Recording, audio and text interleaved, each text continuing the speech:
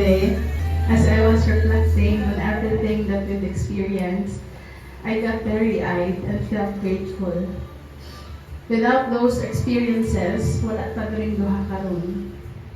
I could still remember, baby, how we struggled and hustled. Kayong ko sa panahon when I told you about sinsiyo na lang akong kwarta.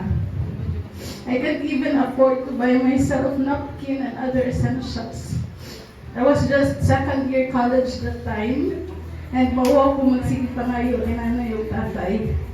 Baby, knowing nga pag upata ato nga time, I think wala pa tayo 1 year, you never hesitated to give your last money to me, which was halimbaling mo sa pagpangahoy. Kaya ba, kaunsa akong na-realize, you are a big blessing to me from God.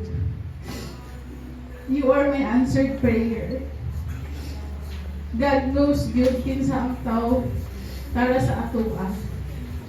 Kanang pagsuway, us as couple, and even me as individual, nakaya na ko. Kay ba mo giyon sa nako pagkaibaw nga si Jay nagyud. Kay tanang lisod sa kinabuhi, mahimong sa yun or bearable kay kauban ako siya. Baby,